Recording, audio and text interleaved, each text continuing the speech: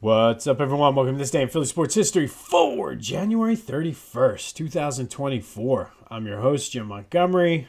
Welcome to the last day of January. Hard to believe we are a month into 2024 already. Last day of dry January. I was thinking about it this morning and not even sure tomorrow if I'm going to have a drink just because I can or not, just because of everything I have going on. But feeling good from January 1st until now, and that's despite everything that's happened and gone down with the Eagles between then and now. I like the direction they're heading, though, closer to the end of the month. Much more bullish on the Eagles now than I was on January 1st. So I guess that's a good thing and a good way to get a fresh start. I mentioned yesterday fasting February, I guess. I haven't really came up with a name for it, but I'm doing intermittent fasting through the month of February. It's something I've done before here and there for a couple weeks at a time. Never committed to this. And I wanted to start it a couple days early just to get the full 30-day experience or 31-day experience, however you want to put it. So day 2 of that, feeling good. Today will be a telltale sign. I went to the gym this morning, and usually after I lift, I'm always hungry, so I have about another 4 hours before I can eat anything. So we'll see. But welcome, like I said, to the last day of February. Excited for today's free agent who had a fresh start. But we have a lot to get to, a lot of news going on in Philadelphia sports. But as always, let's start with a recap of the question of the day. And due to everybody talking about it on social media and all of the sports talk radio stations, I said, should the Eagles have kept Andy Reid, 11 years ago, based on the success he's had in Kansas City? And 70% of you said no, it was time. And a lot of the conversation came back to the whole quarterback situation where Andy didn't really have a plan when he was let go for the quarterback. And he has been very fortunate in his career. He had Donovan when he first started here with the Eagles, and then had a couple nice years mixing in. Jeff Garcia was a backup for McNabb, but between Garcia, Vic, Foles, Kevin Cobb, sort of got lucky with that, but didn't really have clear direction, and then was able to have Alex Smith when he got to Kansas City, and then drafted Patrick Mahomes. So I agree. I think it was the time to let Andy go. But again, revisionist history. Everybody's like, oh, we should have kept Andy. No, stop.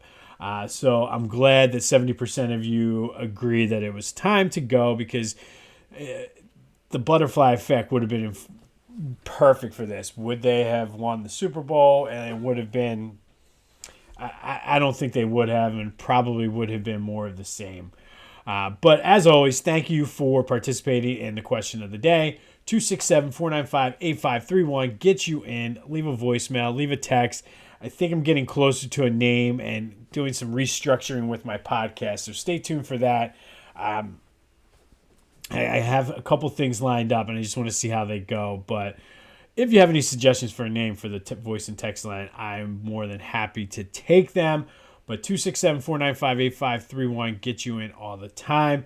Be sure to go to the YouTube channel and like and subscribe to it. I'm trying to get those subscriptions up over 100 because that opens the next level door on YouTube.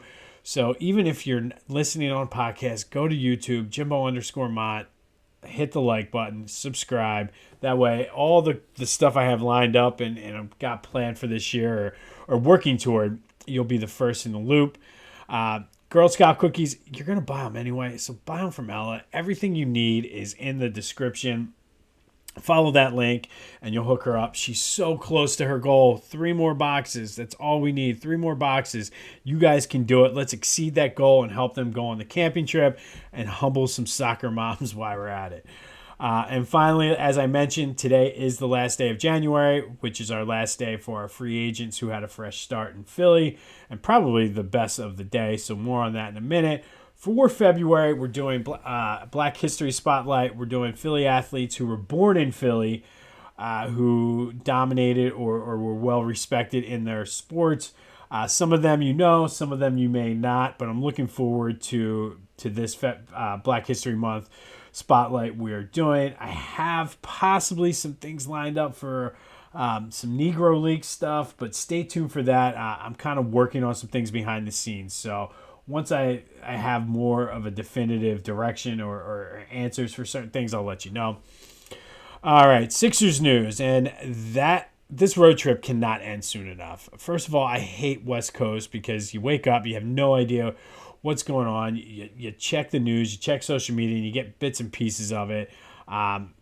Just stupid. West Coast trips are stupid. Same way when the Phillies do it, it's just dumb. But Sixers lost 119-107 to the Warriors. But the big news was Joel is hurt again. He's going to have an MRI on his knee today. And he hurt the same knee, but it's a new injury. Apparently, I saw it, and it's borderline. I don't know if the guy had to dive at him or not.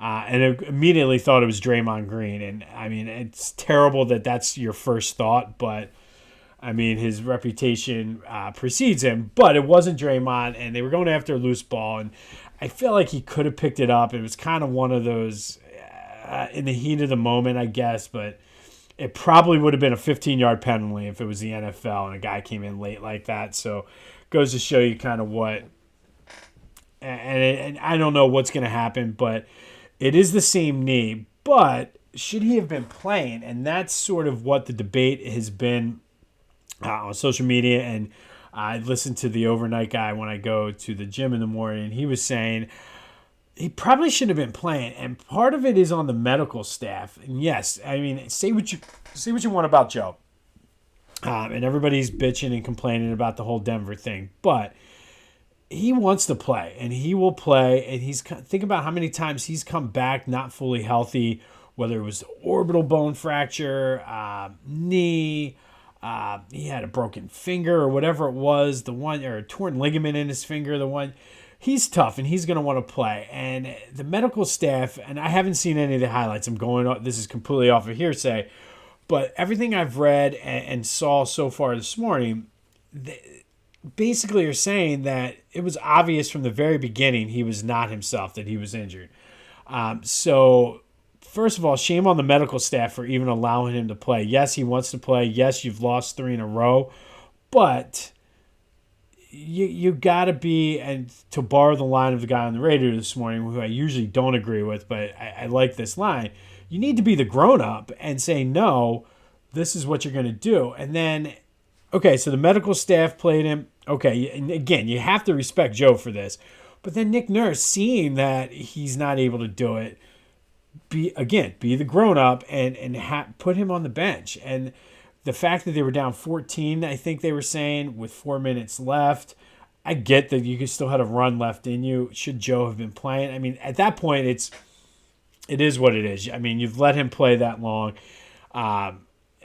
The injury itself had nothing to do with the previous injury. So I guess there's 2 different issues there, but we'll see what the MRI says. I personally think it was a dirty hit. Maybe it's because I have bias against the Warriors because of Draymond and how many cheap shots he's taken over his career. But I feel like you didn't have to jump on his legs like that. And again, apparently this injury had nothing to do with the previous injury. So the issue with the medical staff and Nick Nurse, that's a separate issue. But they should have seen it, and he shouldn't have been in there. But the fact that this dude basically did a frog splash on his leg, it would have been a 15-yarder in the NFL. And I know it's hard to compare sports, but to me it looked very, very cheap. And again, my first reaction was, oh, it's Draymond. And it wasn't Draymond, but still, Sixers lose 4 straight, 1 more game on this road trip. At this point, I forget who they even play, but it's somebody out west. Let's get this road trip over. West Coast swings suck. I hate them. Fingers crossed and sending positive vibes, whatever you need to do to make sure that there's no damage. But I think at this point, you got to set Joe down at this point, who cares about an MVP? Like, we need him for the playoff run. Lost in all this, the fact that Maxey has a sprained ankle and also hasn't played. And it really accentuates how much this is a Tyrese and Joel team. Yes, they played well the night against Denver, but they need Joe and Tyrese back. So hopefully the MRI comes back, but I mean, hopefully the NBA too looks at this, because to me, and let me know what you think. This is not the question of the day, but to me, on first glance, it looks like a cheap shot. It didn't need to happen. And again, it would have been a 15-yarder in the NFL for a late hit. So why is it okay in the NBA? And I mean, is it because it's Steph Curry's team? I don't know. But more on this as we get information on Joe's MRI. Not really what you wanted to wake up to. I guess it's better. I was sleeping when this happened, but still disappointing nonetheless. Flyers news, Carter Hart, according to his lawyer, will be officially charged with sexual assault. Kind of as we expected. I mentioned that there was smoke, so there's definitely some fire around this. Now, whether or not anything becomes of it, again, this is he's being charged. He's not convicted of anything. Innocent until proven guilty. But, I mean, there is something happened, and it's a matter of figuring out who was involved. I guess it's possible he wasn't involved, but to be completely honest, just the way it all went down, it's just disgusting. So, I mean, if he was even in the room, shame on him, and hopefully justice is served. I mean, if he wasn't in the room, then okay, let's do it. But if he was in the room while this was going on, whether or not he participated, ridiculous. Lock him up. I mean, it is what it is. From a hockey standpoint, the Flyers did apparently try to work on trading. We talked about that over the summer. But once teams found out about this sort of looming over its head, there were no takers. The Flyers were, and I guess the teams of the other players who have been charged, the NHL told them to expect them to be not available for this season. The only reason Carter Hart got to play at all this year, apparently, is because the agents of the players kind of stalled, and now that things are coming to light, their time is out. They threaten lawsuits and things like that. But Carter Hart will be charged. I guess more is coming from the Ontario Police on, I guess, Monday is their what they said they were going to try to do. But again, not looking good. Innocent until proven guilty, though. But if he was involved in any way, I mean, it's just ridiculous and horrible. But again, more on that story as it develops. Moving on to the Eagles, and a couple different things to get into here. First, Jason Kelce still has not officially announced any retirement. Has said he wants to be involved with the team moving forward. Don't know if that is in a coaching capacity, working in the front office, being an ambassador. Who knows? But I don't think there's any reason why he would not be involved with the organization, and the Eagles would love to have him. Even as, again, being an ambassador and just traveling around.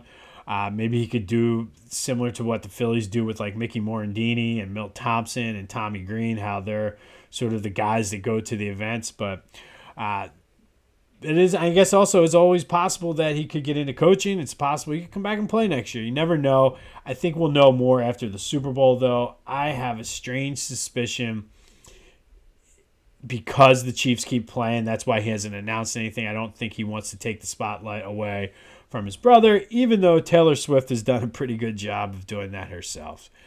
Jeff McClain is reporting that Fletcher Cox is leaning toward retirement. Take that with a grain of salt because, I mean, Jeff McClain doesn't have the best track record recently with Fletcher Cox, but he has gotten some things right. So no word yet, but that's where he's leaning. Likely won't be back with the Eagles at all anyway. And speaking of the media, and I have to mention this, and just it's ridiculous. So the afternoon show for WIP had a poll, and it was like, would you trade A.J. Brown for Patrick Surtain? And there's no rumors about this. There's nothing to even suggest the Eagles are looking to do this. Nothing to look that Patrick Surtain is even available. I know there were rumors last year during the trade deadline, but this is why, shit is the way it is. Why? Like, what point does this serve? And the fact that there are people out there listening to these shows, no offense if you're one of them, that agree with this. This is bizarre. It makes no sense. Why would you, stop? Like, you're making stories. I get it's a slow news time. I get the Eagles aren't there. I get the Flyers are on All-Star break. I get the Sixers were on the West Coast and the Phillies haven't started yet, and the Eagles, but come on. Like, it's absolutely ridiculous, and it's not everyone. That's the best part. It's not even the majority, I would say. It's just the knuckleheads that live and breathe and die by whatever they say on sports radio who agree with this. And like, they'll be at a dinner party or at the bar saying, well, the Eagles should. Why? Because Ike Reese's show put out a poll? Like, and Jack Fritz said the Eagles should do... No, like, it's dumb. And some of it did restore my faith, though, looking at the comments for this poll and just the amount of people ripping the fact that it's just an asinine poll. But again, like, this is the stuff that gets like, oh, they're running people out. No, and of course it's the fans, because if the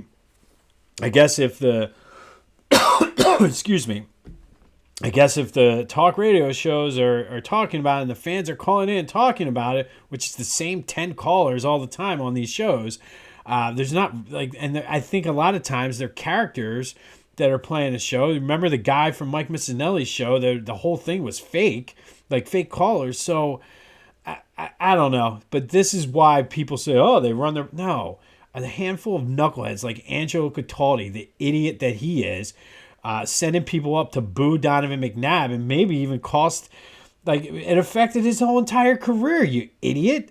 Like, to borrow Howard Eskin's term, like, you're dopes. Like, that's the kind of dumb shit that people talk about Philly fans for and say, oh, no, because he took 30 idiots up to New York to boo Donovan. And Donovan, his discredit, I guess, allowed it to affect his whole entire career. But it's a whole different story. He just wasn't a strongly made-up person. I don't know. But to do this, and I feel like A.J. Brown at least has the mental capacity, and he's not going to allow something like this, at least I don't think.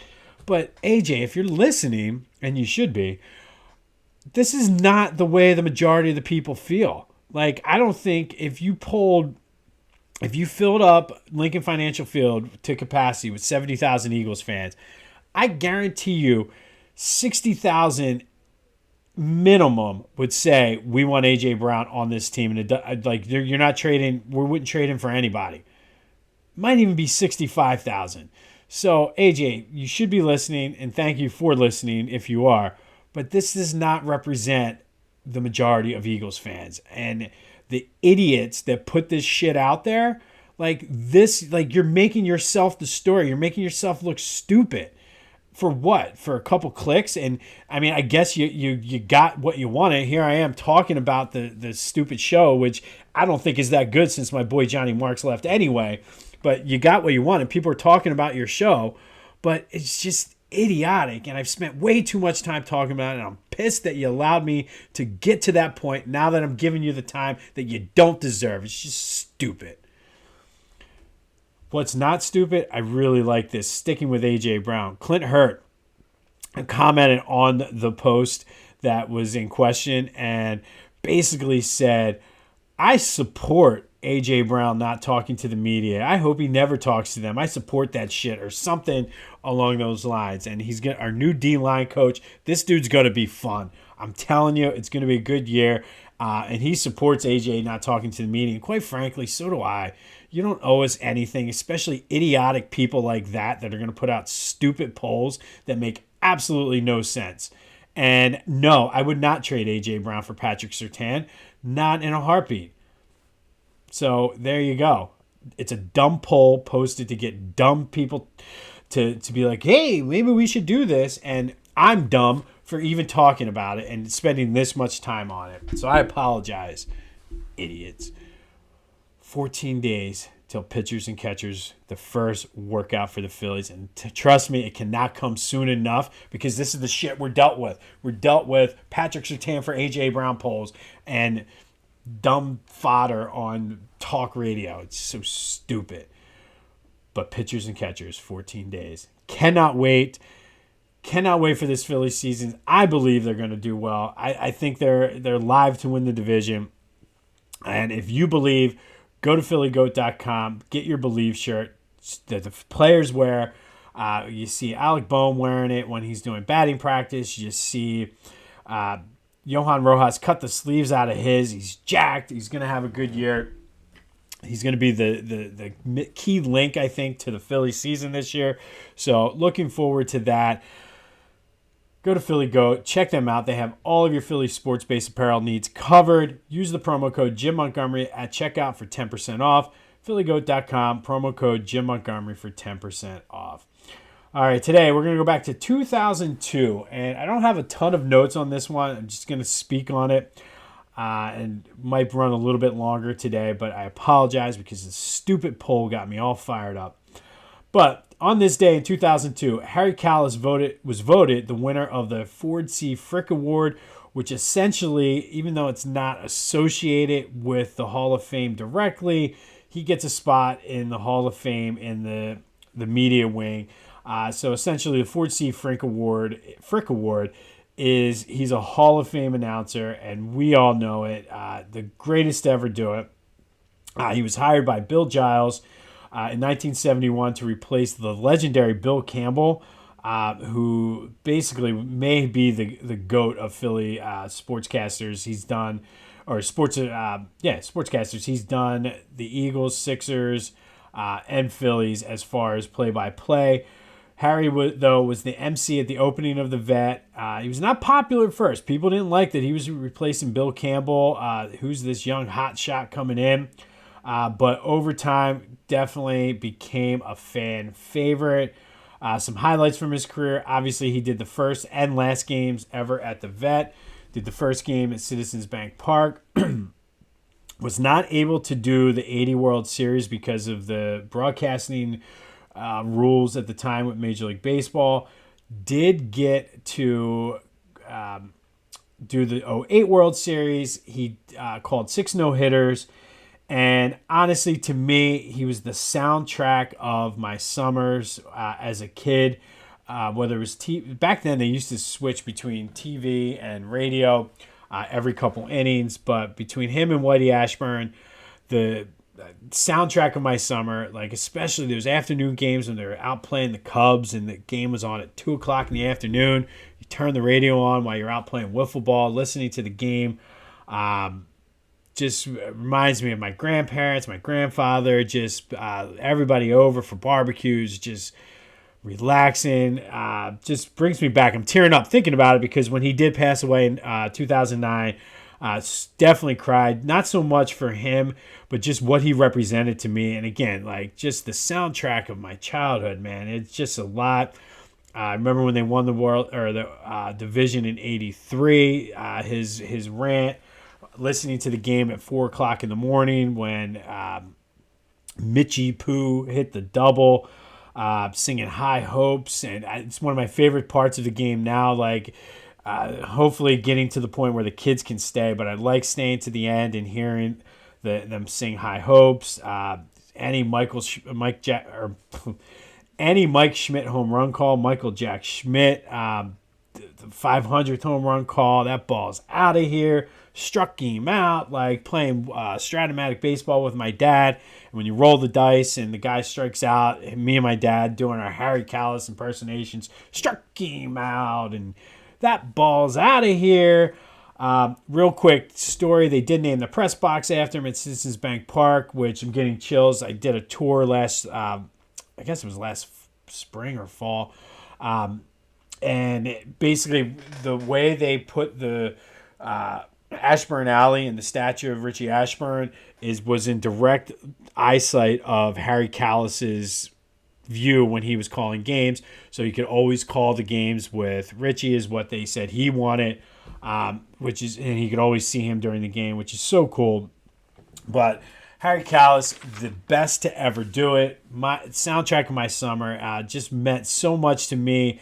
Not so much as a person because I never really got to meet him, but just his voice in the background for so many fond memories growing up with family. Like I said, those games playing Stratomatic with my dad, with the Struck came out, like just a lot of good times. But on this day in 2002, Harry Callis was named the Ford C. Frick Award winner, essentially making him a Hall of Fame announcer. And in my opinion, one of the best, if not the best, in Philly history. Thank you for listening to my little rant there. But that leads us to today's question of the day. Who is the greatest announcer in Philadelphia sports history? Is it Harry the K? Is it Merrill Reese? Is it the aforementioned Bill Campbell? Or is it Flyers legendary announcer Gene Hart? Lots of people to pick from here. But let me know, 267-495-8531. Who is the GOAT of Philly sports announcers? And those are just four that we've had. That's not talking color commentators. Mark Zumoff didn't even make the list. Neither did Tom McGinnis. So let me know who's the greatest sports announcer in Philly history. Is it Harry the K, Merrill Reese, Bill Campbell, or Gene Hart? 267-495-8531 gets you in. All right, from one legend to another, let's start with our final free agent who had a fresh start in Philly, and that would be none other than BDN, Nick Foles. Signed a 2-year contract in 2017 to back up Carson Wentz. His second stint ended up starting weeks 15, 16, and played a little bit in 17, but in week 15 and 16 that season, he had 4 touchdowns against the Giants. Struggled against the Raiders on a Christmas game, but was able to pull it out. And the Eagles were able to have the number 1 seed. It was okay in that divisional round against the Falcons, but that next round, the NFC Championship game against the Vikings, was Nick Foles' coming out party. 3 touchdowns and just carved up the Vikings defense. Carried that momentum into the Super Bowl. 373 yards, 3 touchdowns, caught a touchdown pass in what to me still the greatest play in Super Bowl history. Won the MVP, brought us our first Super Bowl. Everybody knows, you want Philly? Yeah, let's go for it. There's a statue outside of the stadium, like just an all-around legend. But Nick wasn't done in that second stint with the Eagles. He started the first couple games of 2008 because Carson Wentz's back was hurt. Struggled. Carson Wentz came back. They shut Carson Wentz down because of the back. I'm sorry. Carson Wentz's knee was hurt at the beginning of the season still. His back was an issue later in the season. Nick came in week 15 again, led the Eagles to 3 wins in a row. They ended up getting into the playoffs because of it, but they beat the Rams, who went to the Super Bowl that year, out in L.A. He threw the next week 471 yards and 4 touchdowns against the Texans. That is the Eagles' all-time single-game passing yardage record. Tied an NFL record the next week against Washington with 25 completions in a row. Went to Chicago in the wild card, beat the Bears on the double doink. Played a tough Saints team that probably should have gone to the Super Bowl if it wasn't for a blown pass interference call. Had the Eagles in position to come down and drive to win that game, but Alshon missed that pass. When the lights were the brightest, though, Nick Foles was on. You couple that with his 27-2 season, the 7 touchdowns in 1 game, and I could honestly say probably the most inconsistent career of an Eagle ever. When Nick Foles was good, he was great and the best quarterback in the league. When he was bad, he was average at best. But Nick Foles will always be our hero here in Philadelphia. He is our final free agent who had a fresh start in Philly. And I saved him for last because, yes, Moses came in, won a title. Pete Rose came in and won a title. But this is a football town. Everybody knows it.